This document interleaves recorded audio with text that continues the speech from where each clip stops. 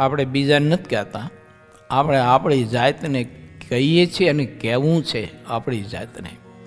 બીજાને તો બહુ કહ્યું અને ઘણા કલ્પોથી ને ઘણા યુગોથી કહેતા આવ્યા છે, પણ આપણી જાતને એક વખત કહ્યું નથી કે હવે તું સુધર, હવે તું પ્રભુનો એકાંતિક ભક્ત થા, હવે તું એકાંતિક સંતમાં પ્રીતિ કર, અને હવે તું સંતને એકાંતિક સંતમાં પ્રીતિ કરીને એનો મન કર્મ વચને સમાગમ કરી અને એકાંતિક ધર્મ ધારી અને પરમાત્માને પામી જા અને આત્યંતિક કલ્યાણ સિદ્ધ કરી લે, એમ બીજાને બહુ કીધું છે આપણે, પણ આપણે આપણી જાતને ક્યારેય કહ્યું નથી.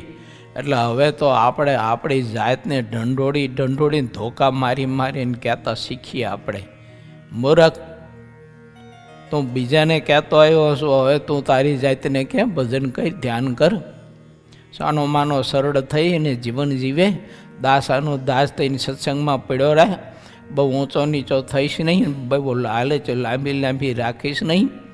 તો અત્યારે ઓલો શિયાળી ઓલો ઓઠ ઊંટિયાનું જોઈ ગયું તેને એમ થઈ ગયું કે હમણે ખરસન ખાય છે, હમણે ખરસન ખાઈ જાય છે, તો અહીંયા ફરીને મરી ગયું, ઊંટિયાનો ઓઠ જ ન ખર્યો. એમાં આ લોકની મોટપને આ લોકની સમૃદ્ધિની સંપત્તિ આ બધું ઊંટિયાના ઓઠ જેવું છે મારા બાપ, ખરે તેથી ખાવા મળે, ત્યાં તો શિયાળ બા મરી જાય ભૂખાને તૈસા ફરીને. એમ જીવની દશા એવી છે.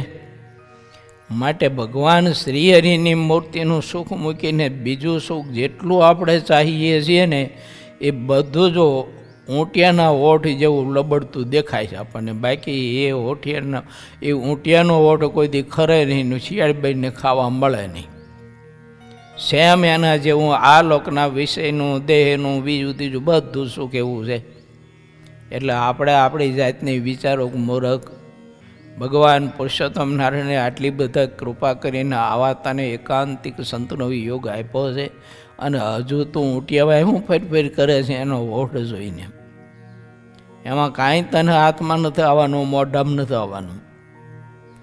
માટે સાનો માનો ભગવાન ભજ.